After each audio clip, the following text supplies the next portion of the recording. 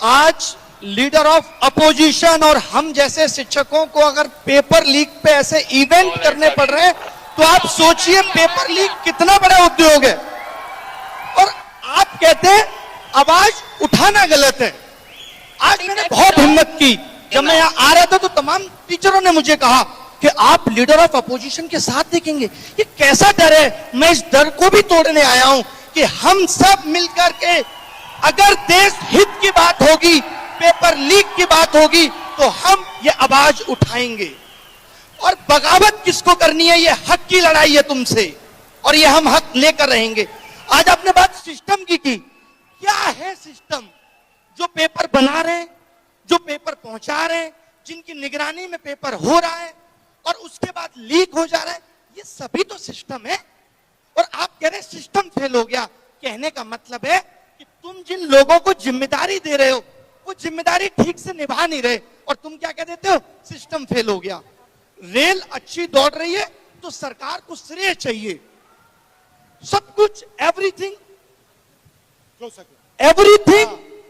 in this country is happening good in the नेतृत्व of प्रधानमंत्री।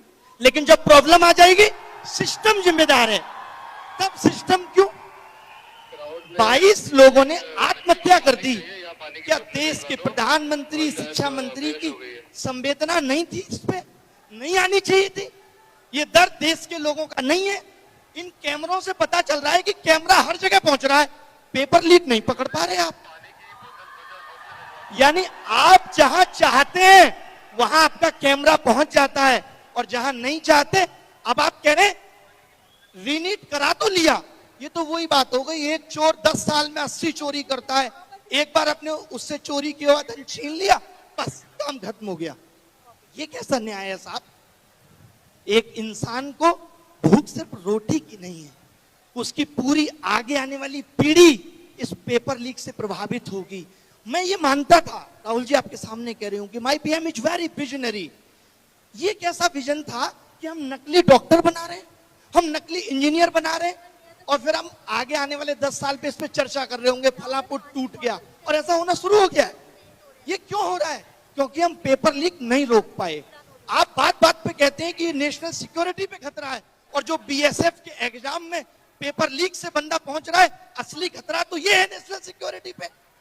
इस पे आपका ध्यान नहीं है, क्योंकि आप इसे ठीक नहीं करना चाहते। बात मंशा की है। आप जब पेपर लीक की आवाज, कोई भी पेपर लीक की आवाज अगर युवा उठाता है तो सबसे पहले सरकार आके उसका बचाव करती है। नहीं, पेपर लीक नहीं हुआ, यानी आप पेपर लीक का नुकसान उठाएंगे, आप ही को साबित करना है कि पेपर लीक हुआ है कि नहीं, और सरकार नहीं मानेगी तो आपको कोर्ट जाना है, और कोर्ट का न्याय तो आपको पता ही है कि कितना न्याय मिलेगा आपको।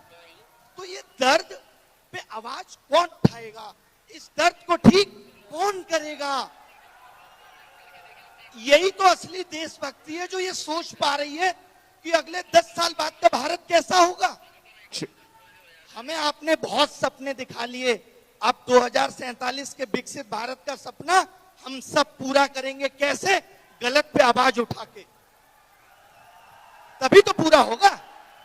वरना आजकल बहुत रील आती है सोशल मीडिया पे, एक गंदा सा कमरा होगा, रील आएगी, एआई साफ करके तुरंत डेवलप कर देता है। वरना 2047 में हम लोग रील में देखेंगे भारत गया है, पूरे भारत को 30 सेकंड में डेवलप कर देगी। ये डेवलप करने का तरीका है। शिक्षा व्यवस्था नींव है किसी सिस्टम की, किसी की भी। आप स्कूल बंद कर दे रहे हैं क्योंकि बच्चे नहीं आते। भाई आपने क्यों नहीं सोचा बच्चे क्यों नहीं आते? आपके बड़े बड़े नेता अगर प्राइवेट स्कूलों का उद्घाटन बैक टू बैक करेंगे तो सरकारी स्कूलों से बच्चों का भरोसा कैसे जगेगा? सरकारी, सोचिए वो भारत जो आज विश्व गुरु बनने की बात कर रहा है, जिसका डंका देश में, वर्ल्ड में बज रहा है, उसके यहां सरकारी स्कूलों में लड़कियों के लिए टॉयलेट नहीं है। जिस शिक्षा मंत्री को शिक्षा के अंदर इनोवेशन डालना था, स्किल डालना था, सीएजी की रिपोर्ट कहती है कि प्रधानमंत्री विकास कौशल योजना में 10,000 करोड़ का घोटाला हुआ है। आप सोचिए, डालोगे न्यू एजुकेशन पॉलिसी लाए आप, ठंडे बस्ते में पड़ी है, कितनी इंप्लीमेंट कर ली? आपको तो फुर्सत ही नहीं है कि कभी आप बता सकें कि इंप्लीमेंट हुई कितनी है। आपने कहा हम कॉमन एंट्रेंस टेस्ट लाएंगे। मैं कुछ एक आंकड़े राहुल जी आपके सामने बताना चाहता हूं। आपने भी कुछ पेपर भारत में अगर दिए हो या आप लोगों ने दिए हो, तो आज से 10 साल पहले नोटिफिकेशन आता है। जब भी कोई एग्जाम निकलेगा नोटिफिकेशन में क्या होना चाहिए? अगर आप चैट जीपीटी से भी पूछेंगे तो वो बताएगा फॉर्म भरने की last date, form fees, exam tier 1 कब होगा, टीयर 2 कब होगा, ये होना चाहिए। पता है इनके नोटिफिकेशन में आजकल क्या मिलता है? 20 दिन है, जल्दी से फॉर्म फीस इतनी देके भर दो। ये एग्जाम की डेट देना भूल गए नोटिफिकेशन में। और ये पता है क्या देते हैं? ये कहते हैं पेपर तो हम तुम्हारा 100 रुपए में करा लेंगे, लेकिन जब कोई गलत सवाल हो और आप बताने आओ तो 250 रुपए लाना पर क्वेश्चन। दिस इज कॉल्ड असली पेपर लीक उद्योग चल रहा है भारत में। ऐसे ही एनटीए 500-500 करोड़ रुपए 4-4 साल में नहीं कमा ले रही। ये एजेंसियां हम जैसे आप जैसे लोगों से पैसा वसूलने के लिए बनाई गई थी। आप पैसा वसूलने के लिए एग्जाम करा रहे हैं, या आप भारत का भविष्य सुनहरा कर रहे थे? आपने ध्यान नहीं दिया। नीट जैसे एग्जाम में, नीट का एग्जाम कितना बड़ा एग्जाम है, क्या उसमें गलत सवाल ना हो इसकी जिम्मेदारी सरकार नहीं ले सकती? ये कहते हैं ये गलत सवाल पे 250 रुपए लेंगे आपसे, गलती तुम करो और पैसा हम देंगे तुम्हारी गलती सुधारने का। और फिर लोग कहते हैं शिक्षा मंत्री की क्या गलती है, सिस्टम में कमी है, शिक्षा मंत्री ने पेपर लीक नहीं किया। तो शिक्षा मंत्री ने तो पेपर बनाया भी नहीं है, जरूरत ही नहीं है शिक्षा मंत्री की, सिस्टम ही रहने दीजिए। क्यों रहना है शिक्षा मंत्री, बनाना क्यों है? आप कुछ कहना चाहते हैं राहुल जी, आप कुछ कहना चाहते हैं? नहीं, आप काफी पैशनेट हैं इस चीज के बारे में। जो आप कह रहे हैं उससे मैं सहमत हूं। मैं कोचिंग बंद कर चुका हूं, 6 साल हो गए मुझे केवल और केवल इस पेपर लीक उद्योग, एजुकेशन सिस्टम और एग्जाम सिस्टम को सुधारना है। और दुनिया के किसी भी मंच से अगर शिक्षा व्यवस्था की बात होगी तो मैं जरूर मिलूंगा। मुझे अब नहीं काम करना है, मेरा जिंदगी का थ्रिल इसी में है कि मैं चाहता हूं कि ये पेपर लीक थी। बट एक चीज पे तो कंसेंसस हो सकता है, पॉलिटिकल कंसेंसस हो सकता है। देखिए, राजनीति छोड़ दीजिए, बिल्कुल पॉलिटिकल कंसेंसस हो सकता है कि पेपर लीक को, एक छोटा सा स्टेप है, बट पेपर लीक को हमें खत्म कर देना चाहिए। फर्स्ट स्टेप, ये तो कंसेंसस हर पार्टी में हो सकता है, और इस कंसेंसस को डेवलप करना और इसको इंप्लीमेंट करना सबकी जिम्मेदारी है।